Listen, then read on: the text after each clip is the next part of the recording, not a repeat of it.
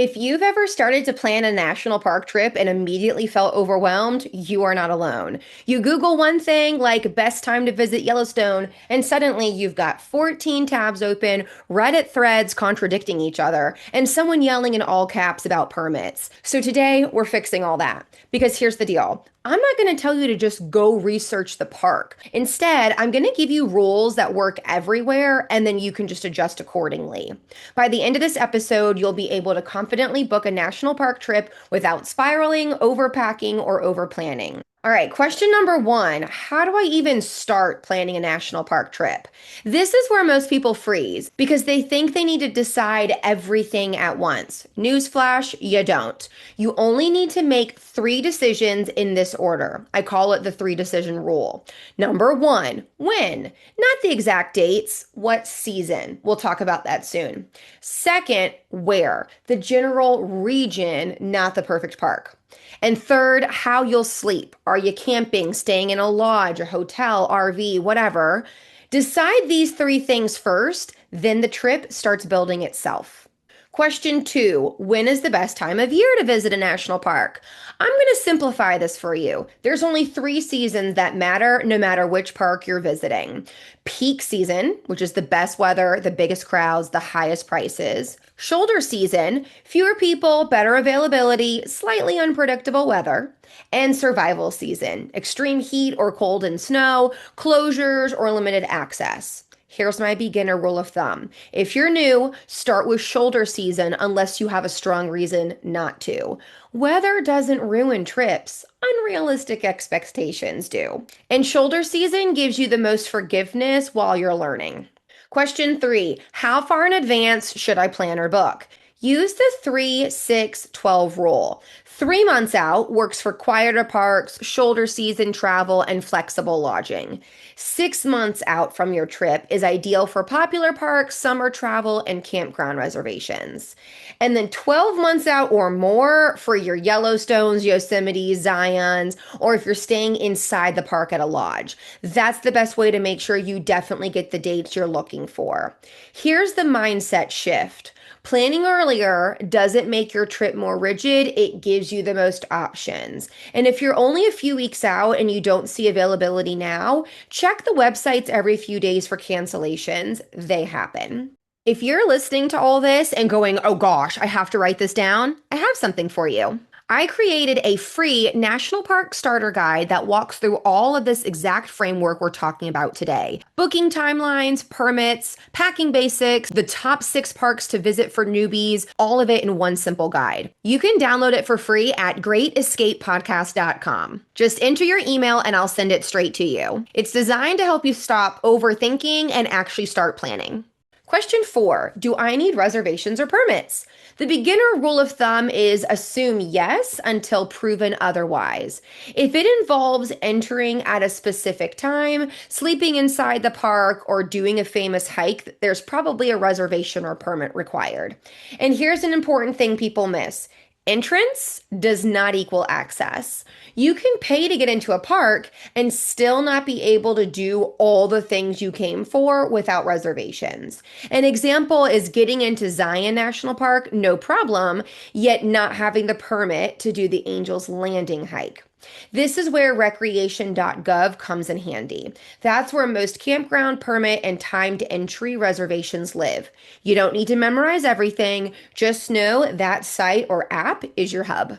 Question 5, how do I choose what park to visit first? Your first park should feel doable, not epic. Use 3 beginner filters. 1, what's the airport to drive time? Under 2 hours is a win. 2, the elevation and physical demand. Flat or rolling terrain is way more forgiving than alpine everything. And 3, the boardwalk to hike ratio. More boardwalks and short trails equals easier intro. You don't need to earn national parks by suffering. You're allowed to enjoy them. And the next episode, number 61, I'm doing a full breakdown of the best national parks for your first trip. So if you're stuck here, that one will help a lot. Question 6, how do I make a day-by-day itinerary? This is where most people overdo it. Use this rule, 1 anchor per day. Everything else is optional. Each day, pick one must do, two nice to haves, and build in nothing time. If you try to see everything, you'll enjoy nothing. Parks reward patience, not speed. Question 7. What gear do I actually need? You don't need everything. You just need to avoid the 5 things beginners mess up. 1. Your feet. Wear comfortable, broken in shoes. 2. Water. Bring more than you think. 3. Layers. Weather changes fast, so be prepared for the temperature to drop or skyrocket. 4. Hunger. Eat before you're starving. And 5. Navigation, even in your popular parks. Once those 5 are covered, everything else is comfort, not survival. If you'd like specific examples, check out episode 59 on camping must-haves and episode 12 on hiking must-haves.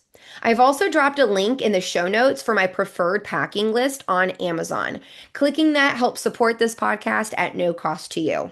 Question 8. How much does a national park trip cost? Well, you don't really choose a budget, you choose trade-offs. Your cost is driven by lodging type, distance traveled, season, and staying inside the park versus outside. Camping costs less money, yet more effort. Lodges cost more money, but less logistics. Neither is right, they're just different for the right scenario or the right budget. Question 9, do I road trip or fly? How do I decide?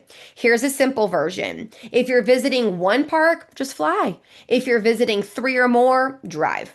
I personally would rather drive up to like 5 or 6 hours than go through the hassle of getting to the airport, potential delays, actually doing the flight, landing, to the gate, getting the rental car, etc. That's already going to take 5 to 6 hours already. I'll just take my own truck. Flying saves time, yet driving gives flexibility. And if you do fly, plan on renting a car. There aren't many parks where you can just Uber there from the airport and be taken care of. Question 10. How do I avoid crowds? Well, first, go circle back to question 2 on when you should go. Peak season will always have more crowds than shoulder season, which will always have more crowds than the off season. And crowds follow pavement and bathrooms. Most visitors never go more than a half mile from their car. The best crowd dodging tools are sunrise, dinner hour, and longer hikes besides the main stops. Now let's talk about the tools to make planning a national park trip easier. There are 3 apps I recommend for beginners. First up is the National Park Service app. There's park info, maps, and alerts like trail closures. Then there's recreation.gov, which you'll use for almost all of your campground and activity reservations and your permits. I also love All Trails for inside and outside of the national parks. It's a great way to preview and map out your hikes beforehand, and I like to follow along during the hike to know where I am, how far in I've gone, etc. This was a huge help during my 21-mile Mount Whitney hike. The basic features are free, and an inexpensive subscription gets you access when you lose cell service, which you will in a lot of the parks. So NPS, recreation.gov, and All Trails.